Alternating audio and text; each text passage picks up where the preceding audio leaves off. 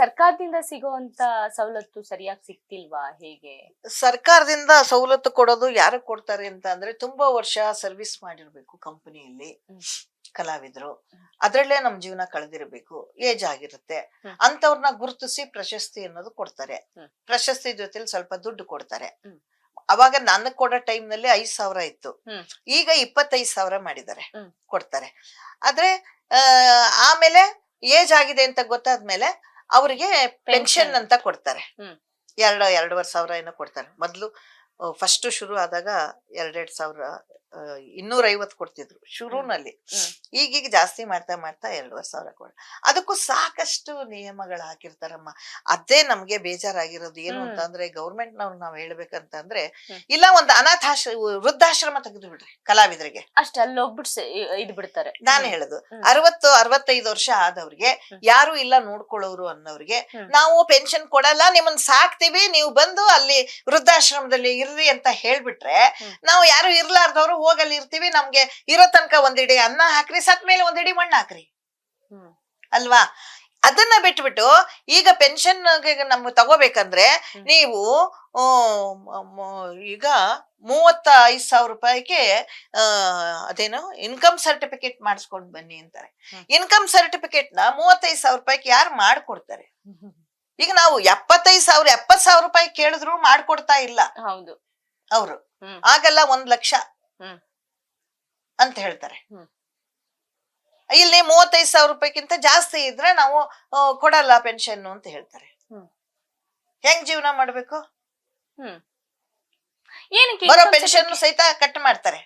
ಅಲ್ಲ, income certificate ಮಾಡೋರು ಏನಕ್ಕೆ? ಇನ್ಕಮ್ ಇಲ್ಲ ಅಂತಾನೆ ತಾನೇ ನಾವು ಪೆನ್ಷನ್ ಗಳಿಗೆ ಹಾಕೋದು. ಕಲಾವಿದರಿಗೆ ವಯಸ್ಸಾದ್ಮೇಲೆ ಕೆಲಸ ಸಿಗಲ್ಲ ಅಂತ ಏನೋ ನಾವ್ ಅದೃಷ್ಟ ಮಾಡಿದೀವಿ, ಸೀರಿಯಲ್ ನಲ್ಲಿ ಒಂದು ಸಿನಿಮಾ ಏನೋ ಸಿಗುತ್ತೆ, ಒಂದ್ ದಿವ್ಸ ಕರ್ಕೊಂಡ್ ಹೋಗ್ತಾರೆ, ಒಂದು 3-4 ಸಾವಿರ ರೂಪಾಯಿ ಕೊಡ್ತಾರೆ, ಒಂದ್ ದಿವ್ಸ ಪಾತ್ರ ಮಾಡಿಸ್ಕೊಂತಾರೆ ಅಂತ. ಒಂದು ದಿವಸ ಮಾಡಿದ್ದು ನಾವು ಪಾತ್ರನ 1 ತಿಂಗಳ ತನಕ ಹಾಕ್ತಿರ್ತಾರೆ. ಒಂದೇ ದಿವ್ಸ ಪೇಮೆಂಟ್ ನಮ್ಗೆ, ಒಂದ್ ದಿವ್ಸ ನಾವು ಪಾತ್ರ ಮಾಡೋದು ತಿಂಗಳ ತನಕ ಹಾಕ್ತಿರ್ತಾರೆ. ಅಲ್ಲಿ ಬೆಳಿಗ್ಗೆ 6 ಗಂಟೆಗೆ ಹೋದ್ರೆ 9 ಗಂಟೆ ತನಕ ನಾವು ಶೂಟಿಂಗ್ ನಲ್ಲಿ ಇರ್ತೀವಿ. ಅಲ್ಲಿ ಮಾಡ್ಕೊಂಡಿದ್ನ ತಿಂಗಳ ತನಕ ಆಗೊಮ್ಮೆ ಈಗೊಮ್ಮೆ ಹಾಕ್ತಾರೆ. ಅಂದ್ರೆ ನಾವು ತಿಂಗಳೆಲ್ಲಾ ನಮ್ಗೆ ಪೇಮೆಂಟ್ ಬಂದ್ಬಿಡುತ್ತೆ ಅಂತಾನ? ಇನ್ಕಮ್ ಸರ್ಟಿಫಿಕೇಟ್ ಹೆಂಗ್ ಮಾಡಿಸ್ಬೇಕು ನಾವು? ಈ ತರ ಫಜೀತಿ ಬಂದಿದೆ. ಅದ್ ಏನೇನಾಗುತ್ತೆ ಗೊತ್ತಿಲ್ಲ. ಅದ್ರಲ್ಲಂತೂ ಈಗ ಸಿದ್ದರಾಮಯ್ಯರದು ಇದಾದಾಗಂದ ತೀರಾ ತೊಂದರೆ ಆಗಿದೆ. ಈಗ ಬರ್ತಾನೂ ಇಲ್ಲ ಪೆನ್ಷನ್. ಕೆಲವು ಜನಕ್ಕೆಲ್ಲ ಕಟ್ ಆಗ್ತಾ ಇದಾವೆ. ಅಲ್ಲಮ್ಮ, ನೀವೇನೋ ಒಂದಷ್ಟು ಜನ ಕಲಾವಿದ್ರು ಅಷ್ಟೇ, ಬೆರಳೆಣಿಕೆ ಕಲಾವಿದ್ರು ಈಗ್ಲೂ ಕೂಡ ಒಂದ್ ಸಣ್ಣ ಪುಟ್ಟ ಪಾತ್ರಗಳನ್ನ ಮಾಡ್ಕೊಂಡು ಹೋಗ್ತಿರುವಂತದ್ದು. ಇಲ್ಲದೆ ಕಂಪನಿಗಳೇ ಇಲ್ವಲ್ಲಮ್ಮ, ಹೆಚ್ಚು ಕಂಪನಿಗಳೇ ಇಲ್ಲ. ಈಗ ಟಿವಿ ಸೀರಿಯಲ್ ಶುರು ಆದ್ಮೇಲೆ ಅಲ್ಲಿ ಎಲ್ಲಾ ನಾಟಕ ಹೊರಗಡೆ ಬಂದು ನಾಟಕ ನೋಡೋದೇನೆ ಕಷ್ಟ ಆಯ್ತು. ಮೊದಲು ಬರೇ ನಾಟಕಗಳೇ ಇದ್ದಿದ್ದು. ಆಮೇಲೆ ಸಿನಿಮಾ ಶುರು ಆದ್ಮೇಲೆ ಸ್ವಲ್ಪ ಕಡಿಮೆ ಆಗ್ಬಿಡ್ತು. ಆಮೇಲೆ ಯಾವಾಗ ಟಿವಿ ಸೀರಿಯಲ್ ಬಂದ್ಮೇಲೆ ಇನ್ನೂ ಅರ್ಧ ಕಡಿಮೆ ಆಗ್ಬಿಡ್ತು. ಈಗ ಎಲ್ಲರ ಕೈಲೂ ಮೊಬೈಲ್ ಇದೆ ಅಂತ ಅಂದಾಗ ಇನ್ನೂ ಸೀರಿಯಲ್ ಹೆಚ್ಚು ನೋಡೋರಿಲ್ಲ, ಸಿನಿಮಾನು ನೋಡೋರಿಲ್ಲ, ನಾಟಕ ಅಂತೂ ನೋಡೋರೇ ಇಲ್ಲ. ಎಲ್ಲೋ ಒಬ್ಬೊಬ್ರು ಆ ಕಡೆ ಉತ್ತರ ಕರ್ನಾಟಕದಲ್ಲಿ ನಡೀತಾ ಇದೆ, ಕಂಪನಿಗಳು ನೋಡ್ತಿರ್ತಾರೆ. ಈಗ ನಮ್ಮಂತ ವಯಸ್ಸಾದವ್ರಿಗೆ ಕೆಲ್ಸ ಯಾರು ಕೊಡ್ತಾರೆ? ಹೌದು, ಜೀವನ ಏನ್ ಮಾಡ್ಬೇಕು? ಜೀವನ ಹೆಂಗ್ ಮಾಡ್ಬೇಕು? ಅದ್ರಲ್ಲಿ ಈಗ್ಲೂ ಒಂಟಿಯಾಗಿರೋರು ತುಂಬಾ ಜನ ಒಂಟಿನೇ, ಎಲ್ಲರೂ ಒಂಟಿನೇ. ಈಗ ನಮ್ಗೆ ಒಬ್ಳೆ ಮಗಳಿರ್ತಾಳೆ, ನಾವು ಮದುವೆ ಮಾಡಿ ಗಂಡನ ಮನೆಗ್ ಕಳಿಸ್ಬಿಟ್ಟ ಮೇಲೆ ಅವಳ ಗಂಡನ ಮನೆಗ್ ಹೋಗ್ತಾಳೆ ವಿನಃ ನನ್ ನೋಡಕ್ ಬರಕಾಗತ್ತ? ಅವ್ರು ನಾನ್ ಒಂಟಿನೇ ತಾನೆ. ಯಾವತ್ತೋ ಬರ್ಬೋದು ಅವ್ರು, ಹಬ್ಬ ಹುಣ್ಣಿಮೆಗೋ ಯಾವತ್ತೋ ಕಾರ್ಯಕ್ರಮಕ್ಕೋ ಯಾವತ್ತೋ ಬರ್ಬೋದು. ಏನ್ ನಮ್ಮ ಹತ್ರನೇ ಇದ್ ನಮ್ಮನ್ನ ನೋಡ್ಕೊಳಕ್ ಆಗತ್ತಾ? ನಾವ್ ಒಂಟಿನೇ ತಾನೆ. ಈಗ ನಾನೇನೋ ಒಂದ್ ಕಡೆ ಹೋಗ್ತೀನಿ, ದುಡ್ಕೋತೀನಿ, ಬರ್ತೀನಿ, ಜೀವನ ನಡೆಸ್ತೀನಿ. ಏನೋ ಹೊರಗಡೆ ಏನು ಗೊತ್ತೇ ಇರೋದಿಲ್ಲ ಪಾಪ. ಅವು ಎಲೆ ಮರೆ ಕಾಯಿ ಹೆಂಗಿರ್ತವೆ, ಅಶಿಕ್ಷಿತರು, ಅದ್ರಲ್ಲೇನೆ ಇದಾಗ್ ಬಂದವರು. 70-80 ವರ್ಷ ಆಗಿದೆ. ಲಾಸ್ಟ್ ಉಮೇಶ್ ಅಣ್ಣಂಗೂ ಕೂಡ ಟ್ರೀಟ್ಮೆಂಟ್ಗೂ ಕೂಡ ಸ್ವಲ್ಪ ಕಷ್ಟ ಆಯ್ತು ಅನ್ನೋ ತರ ಇತ್ತು. ಹೌದು, ಎಷ್ಟೋ ಜನ ಕಲಾವಿದ್ರೆ ಹೋಗಿ ಅವ್ರಿಗೆಲ್ಲ ಕೈಗೆ ದುಡ್ಡು ಕೊಟ್ಟು ಬಂದಿದಾರಲ್ಲ ಆಸ್ಪತ್ರೆಯಲ್ಲಿ ನೋಡ್ಕೊಂಡು. ನಾವು ಹೋಗಿದ್ವಿ, ನೋಡಕ್ಕಾಗತ್ತಾ? ಕಲಾವಿದ್ರು ಒಂದ್ ಕಡೆ ಆಸ್ಪತ್ರೆ. ಈಗ ನಾನು ಕಾಲ್ ಮುರ್ಕೊಂಡು ಆಸ್ಪತ್ರೆನಲ್ಲಿ ಬಿದ್ದಿದ್ನಲ್ಲ, ಅವಾಗ ಯಾರು ಬಂದು ನೋಡ್ತಿದ್ರು? ಯಾರು ಇಲ್ಲ. ನಮ್ಮ ಅಭಿಮಾನಿಗಳೇ ಬರೋದು, ನೋಡೋದು, ಕೈಗೊಂದಿಷ್ಟು ದುಡ್ಡು ಕೊಡೋದು, ಹೋಗೋದು. ನಾವು ನಾಟಕದಲ್ಲಿ ರಾಜರ ಪಾತ್ರ ಮಾಡ್ತೀವಿ, ರಾಣಿ ಪಾತ್ರ ಮಾಡ್ತೀವಿ, ಬೆಳಗ್ಗೆ ಎದ್ರೆ ಚಾ ಕುಡಿಯಕ್ ದುಡ್ಡಿರಲ್ಲ. ಇಂಥ ಪರಿಸ್ಥಿತಿ ಕಲಾವಿದ್ರದಿರುತ್ತೆ. ಅದಕ್ಕೆ ಕಲಾವಿದರಿಗೆ ನಾನ್ ಹೇಳೋದೇನು ಅಂದ್ರೆ, ಮುಂದಿನ ಪೀಳಿಗೆಗೆ ನಾವು ಹೇಳ್ಬೇಕಾಗಿರೋದು, ಹಿಂದಂತೂ ನಾವು ಸರಿಪಡ್ಸಕ್ ಆಗಲ್ಲ.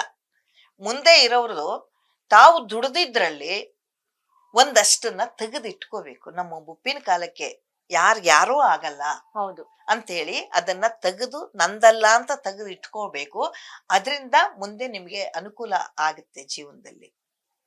ಇದನ್ನ ನಾವು ಹೇಳೋದಕ್ಕೆ ಮಾಡ್ತೀವಿ. ನಾವು ಆ ರೀತಿ ಮಾಡಿದ್ರಿಂದನೇ ಅವಾಗ ಬೋರ್ಡಿಂಗ್ ಊಟ ಬಿಟ್ರೆ ಇನ್ನೇನು ನಾವು ಹೊರಗಡೆ ತಿಂತಿರ್ಲಿಲ್ಲ. ದುಡ್ಡು ಬರೇ ಕೂಡ್ಸೋದು. ಅವಾಗ ಎಷ್ಟಮ್ಮ ಸಂಬಳ? 150 ರೂಪಾಯಿ ತಿಂಗಳಿಗೆ ನಮಗೆ ಬರ್ತಿದ್ದಿದ್ದು. ದಿನಕ್ಕೂ ಅಲ್ಲ. ನಾವು ಹೋದಾಗ ಅದ್ರಲ್ಲೇ ಅಷ್ಟಷ್ಟು ಉಳಿಸಿದ್ವಿ. ಆಮೇಲೆ ಹೆಚ್ಚಾಗ್ತಾ ನಾನು ಕಂಪನಿ ಬಿಡೋ ಟೈಮ್ ನಲ್ಲಿ 4,000. ಅಷ್ಟ್ರೊಳಗೇನೆ ನಾನು ಎಷ್ಟೊಂದು ದುಡ್ಡು ಕೂಡಿಸ್ಕೊಂಡು ಒಂದು ಪುಟ್ಟ ಮನೆ ತಕೊಂಡು, ಆಮೇಲೆ ಅಕ್ಕನ ಮಕ್ಕಳನ್ನೆಲ್ಲ ಓದಿಸಿ, ಅಣ್ಣನ ಮಕ್ಕಳನ್ನೆಲ್ಲ ಓದಿಸಿ, ಕೆಲವೊಬ್ರಿಗೆ ಮದುವೆ ಮಾಡ್ಕೊಟ್ಟು, ಕೆಲವೊಬ್ರು ಕೆಲಸ ಕೊಟ್ಟು ಎಲ್ಲಾನು ಮಾಡ್ತಿದ್ವಿ ನಾವು. ಯಾಕಂದ್ರೆ ನಮ್ಮ ಹೊಟ್ಟೆ ಬಟ್ಟೆ ಕಟ್ತಿದ್ವಿ. ಹೌದು, ಖರ್ಚು ಜಾಸ್ತಿ ಇರ್ತಿರ್ಲಿಲ್ಲ, ಆಚೆ ಹೋಗ್ತಾ ಇರ್ಲಿಲ್ಲ. ಒಂದು ಹೋಟ್ಲಲ್ಲಿ ಹೋಗಿ ತಿಂತಿರ್ಲಿಲ್ಲ ನಾವು. ಇಷ್ಟೆಲ್ಲ ನಾವು ಕಷ್ಟಪಟ್ಕೊಂಡು ನಾವು ಮುಂದೆ ಈ ತರ ಜೀವನ ನಡೆಸ್ತಾ ಇದ್ದೀವಿ. ಈಗ್ಲೂ ಏನು ನಾವು ನೋಡ್ತಿಲ್ಲ, ಇದು ನಮ್ ಸೀಟ್ ಮನೆ. ಅಂದ್ರೆ ಮನೆ ವಿಚಾರ ಆಗಿರ್ಬಹುದು, ಇದು ನೀವು ಕಷ್ಟಪಟ್ಟು ತಗೊಂಡಿರೋ ಅಂತದ್ದು.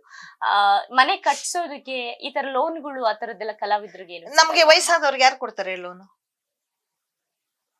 ಕೊಡಲ್ಲ. ಈಗ ಈ ಮನೆ ಕಟ್ಟಿಸ್ತೀನಪ್ಪ, ಇದನ್ನ ಸೀಟ್ ತೆಗಿಸ್ತೀವಿ ಕಟ್ಟಿಸ್ತೀವಿ ಅಂತ ಕಟ್ಸಕ್ ಹೋದ್ರೆ, ನಾವು ಲೋನ್ಗೆ ಹೋದ್ರೆ ಎಷ್ಟು ಕೊಡ್ತಾರೆ? ಈಗ ಒಂದ್ ಮನೆ ಇಷ್ಟು ಕಟ್ಟಬೇಕಾದ್ರೆ 1 ಲಕ್ಷ ರೂಪಾಯಿ, ಅಯ್ಯೋ, ಒಂದು 20 ಲಕ್ಷ ರೂಪಾಯಿ 30 ಲಕ್ಷ ರೂಪಾಯಿ ಬೇಕು. ಅಷ್ಟು ದುಡ್ಡನ್ನ ಈ ಮನೆ ಮೇಲೆ ಕೊಡ್ತಾರ? ಕೊಡಲ್ಲ. ನಾವಷ್ಟು ಕೂಡ್ಸಿ ಇಟ್ಕೊಳ್ಳೇಬೇಕಾ ದುಡ್ಡು? ಒಂದ್ 1/2 ಕೂಡ್ಸಿಟ್ಕೊಂಡು ಆಮೇಲೆ ಈ ಮನೆಯ ಮೇಲೆ ಲೋನ್ ತೆಗೆಸ್ಕೊಂಡು ಕಟ್ತೀವಿ ಅಂದ್ರುನು ಮುಂದೆ ಆ ಲೋನ್ ನಾವು ತೀರಿಸ್ತೀವಿ ಅನ್ನೋ ಧೈರ್ಯ ನನಗಿದ್ಯಾ? ಆ ಶಕ್ತಿ ನನಗಿದ್ಯಾ? ನಾನ್ ದುಡಿತೀನಿ ಅನ್ನೋದು ಯಾವ ಗ್ಯಾರಂಟಿ? ಇವತ್ತ ರಾತ್ರಿ ಮಲಗದವ್ರು ಬೆಳಗ್ಗೆ ಎದ್ದಿರಲ್ಲ. ಹೌದು. ಯಾವ ನಂಬಿಕೆ ಮೇಲೆ ನಾವು ಸಾಲ ಮಾಡಿ ಕಟ್ಟಿಸ್ಬೇಕು? ಎಲ್ಲ ಜೀವನ ಕಷ್ಟ ಅಲ್ಲಮ್ಮ. ಅದಕ್ಕೆ ನಾವೇನಂತೀವಿ, 11 ತಾಸು ಕಳೆದಿದ್ದೀನಿ, ಇನ್ನೊಂದ್ ತಾಸು ಐತಿ ನನ್ನ ಜೀವನ. ಅಷ್ಟಕ್ಕೆ ನಾನು ಯಾಕೆ ಇದ್ದಿದ್ರಲ್ಲೇ ಜೀವನ ಮಾಡೋಣ. ಅವಕಾಶ ನಾನು ದೇವ್ರ ಹತ್ರ ಕೇಳ್ಕೊಳ್ಳೋದು, ನನಗೆ ಆರೋಗ್ಯ ಭಾಗ್ಯ ಕೊಡು. ಹೌದು. ದುಡಿಯೋ ಶಕ್ತಿ ಕೊಡು, ದುಡಿಯಕ್ಕೆ ಅವಕಾಶಗಳು ಬರ್ಲಿ. ಇಷ್ಟು ನಾನ್ ರಾತ್ರಿ ಮಲಗಿದಾಗ ನನಗೆ ಗೊತ್ತಿರಬಾರ್ದು ಹಂಗ್ ಕರ್ಕೊಂಬಿಡು. ಇಷ್ಟೇ ನಾವು ಕೇಳ್ಕೊಳ್ಳೋದು. ಇಷ್ಟ ಏನಿರುತ್ತೆ ಅದ್ರ ಮೇಲೆ ಜೀವನ ಮಾಡ್ಕೊಂತ ಹೋಗ್ತಿರ್ತೀವಿ. ಅಮ್ಮ, ಈಗ ಸೀರಿಯಲ್ಗೆ ಹೋದಾಗ ನೀವು ಜಸ್ಟ್ 3,000 ಕೊಡ್ತಾರೆ ಅಂತ ಅಂದ್ರೆ, ಈಗಿನ ಜನರೇಷನ್ ಅಲ್ಲಿ ಇವಾಗ ಜಾಸ್ತಿ ಮಾಡ್ತಾ ಇರ್ತಾರೆ. ಒಂದೊಂದ್ ಕಡೆಗೆ ಒಂದೊಂದ್ ಇದಿರುತ್ತೆ, ಒಂದೊಂದ್ ಕಡೆಗೆ ಒಂದೊಂದು ಕೊಡ್ತಿರ್ತಾರೆ. ಈಗ ನಾವು ಫಸ್ಟ್ ಬಂದಾಗ ಬರೀ 500 ರೂಪಾಯಿಗೆ ಬಂದಿದ್ವಿ, ದಿವ್ಸಕ್ಕೆ 500 ರೂಪಾಯಿ. ಅವಾಗ ವಟಾರ ಸೀರಿಯಲ್ ಇದೆಲ್ಲ ಇತ್ತಲ್ಲ. ಇದು ಆಮೇಲೆ ಇದು ಸುಮತಿ ಸೀರಿಯಲ್ ಎಸ್ ನಾರಾಯಣ ಅವರು 600 ರೂಪಾಯಿ ಕೊಡ್ತಿದ್ರು. ಆಮೇಲೆ ಬರ್ತಾ 1,000 2,000 ಹಿಂಗೆ ಮಾಡ್ತಾ ಬಂದು ಈಗ ನಾವು ಒಂದ್ ದಿವ್ಸಕ್ಕೆ 5,000 ರೂಪಾಯಿ ತಗೋತೀವಿ, 6,000 ರೂಪಾಯಿ ತಗೋತೀವಿ ಈಗ. ಆದ್ರೆ ಹೆಚ್ಚಿಗೆ ದಿನಗಳಿರಲ್ವಲ್ಲ ನಾವು ಕೆಲಸ ಮಾಡಕ್ಕೆ. ಹೌದು ಅಮ್ಮ, ಅವಾಗ ಹೇಗಿರ್ತಾ ಇತ್ತು ಸೀರಿಯಲ್ ಶೂಟಿಂಗ್ ನಿಮ್ದು? ಅಂದ್ರೆ ಈಗ ಹೆಂಗಿರುತ್ತೆ ಅಂದ್ರೆ, ಬೆಳಗ್ಗೆ ನೀವು 6 ಗಂಟೆಗೆ ಹೋದ್ರೆ ಒಂದ್ 15 ದಿನ ಶೂಟಿಂಗ್ ನಡೆಯುತ್ತೆ, 15 ದಿನದ್ದು ರೆಸ್ಟ್ ಇರುತ್ತೆ. ಒಂದ್ ದಿನ ತಗೊಂಡ್ರೆ 3-4 ದಿನ, ಒಂದ್ ವಾರ ನಿಮ್ದು ಎಪಿಸೋಡ್ ಓಡಿಸ್ಬಿಡ್ತಾರೆ. ಸೊ ಅವಾಗ ಹೇಗಿತ್ತಮ್ಮ ಸೀರಿಯಲ್ ಶೂಟಿಂಗ್? ಅವಾಗ 3-4 ಸೀರಿಯಲ್ಗಳು ಮಾಡ್ತಿದ್ವಿ ಒಂದು ಉದಯದಲ್ಲಿನೂ ಒಂದು 2-3 ಮಾಡಂದ್ರು ಮಾಡ್ತಿದ್ವಿ, ಇನ್ನೊಂದ್ರಲ್ಲಿ ಮಾಡ್ತೀವಿ. ಈಗ ಒಂದ್ ಉದಯ ಚಾನೆಲ್ ನಲ್ಲಿ ಮಾಡ್ತಿದೀವಿ ಒಂದ್ ಸೀರಿಯಲ್ ನಲ್ಲಿ ಅಂದ್ರೆ, ಅದೇ ಚಾನೆಲ್ ನಲ್ಲಿ ಇನ್ನೊಂದ್ ಸೀರಿಯಲ್ ಮಾಡಂಗಿಲ್ಲ. ಯಾಕೆ? ಏನೋ ಅವರು ರೂಲ್ಸ್ ಮಾಡಿದ್ದಾರೆ. ಅದೇನು ಪೂರ್ತಿ ನನಗೆ ವಿಷಯ ಗೊತ್ತಿಲ್ಲ. ನನಗನ್ಸಿದ ಮಟ್ಟಿಗೆ ಅಂದ್ರೆ ಎಲ್ಲಾ ಕಲಾವಿದರಿಗೂ ಅವಕಾಶಗಳು ಸಿಗಲಿ ಅನ್ನೋ ಉದ್ದೇಶಕ್ಕೆ ಇರಬಹುದು ಅಂತ ಅನ್ಸುತ್ತೆ. ಅದು ಒಳ್ಳೇದು. ಯಾಕಂತಂದ್ರೆ ಒಂದು 4 ಸೀರಿಯಲ್ ನಲ್ಲಿ ಒಬ್ಬೊಬ್ರೆ ಮಾಡ್ಕೊಂತ ಹೋದ್ರೆ ಇನ್ನೊಬ್ರು ಖಾಲಿ ಇರೋರ್ಗೆ ಅವಕಾಶ ಕಡಿಮೆ ಇದ್ರಲ್ಲಮ್ಮ ಕಲಾವಿದ್ರು, ಇವಾಗೆಲ್ಲ ಜಾಸ್ತಿ ಇದಾರೆ, ಹಾಗಾಗಿ ಆಗ್ಲಿ ಅಂತ ಒಂದು ಇದಿರ್ಬಹುದು. ಆದ್ರೆ ಹೆಚ್ಚಿಗೆ ದಿನ ಬರಲ್ಲ.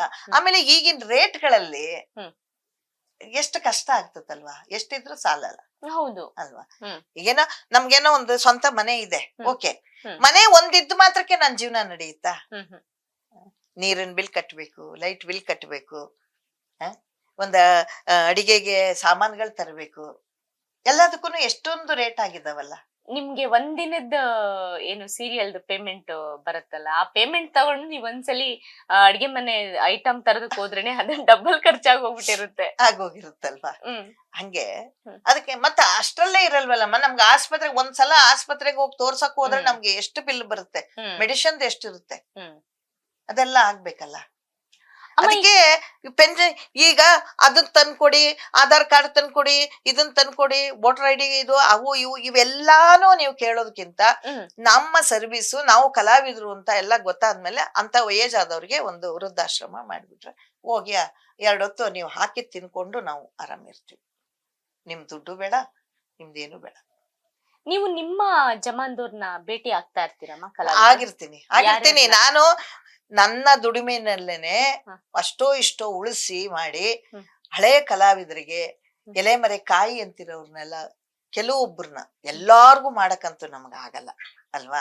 ಎಲ್ಲೋ ಒಬ್ಬೊಬ್ಬರು ಒಂದಷ್ಟು ಜನನ ಗುರುತಿಸಿ ಅವ್ರಿಗೆ ಒಂದು ಗೌರವ ಸಲ್ಲಿಸ್ತೀನಿ, ಸನ್ಮಾನ ಮಾಡ್ತಿರ್ತೀವಿ, ಕರೆದು ಪ್ರಶಸ್ತಿ ಅಂತ ಕೊಡ್ತೀವಿ, ಅವ್ರಿಗೆ ಖುಷಿ ಆಗ್ತದೆ. ಹ್ಮ್. ಈಗ ನಮ್ಮ ಯಜಮಾನ್ರು ತೀರ್ಕೊಂಡ್ರು, ನಮ್ಮ ಯಜಮಾನ್ರ ಹೆಸರಿನಲ್ಲೊಂದು, ನನ್ನ ಕಲಿಸಿದ ಗುರುಗಳು ತೀರ್ಕೊಂಡ್ರು, ಅವ್ರ ಹೆಸರಿನಲ್ಲೊಂದು, ಇಬ್ರು ಕಲಾವಿದರನ್ನ ಕರೆಸಿ ಅವ್ರಿಗೆ ಪ್ರಶಸ್ತಿ ಅಂತ ಕೊಡ್ತೀವಿ. ಮತ್ತೆ ಒಂದು 15-20 ಜನ ಕಲಾವಿದರು ಬೇರೆ ಬೇರೆ, ಅವ್ರಿಗೆಲ್ಲ ಸಾಧಕರಿಗೆ ಸನ್ಮಾನ, ಸಾಧನೆ ಮಾಡದಂತವ್ರಿಗೆ ಸನ್ಮಾನ ಅಂತ ಅದು ಒಂದು ಬೇರೆ ಮಾಡ್ತಿರ್ತೀನಿ.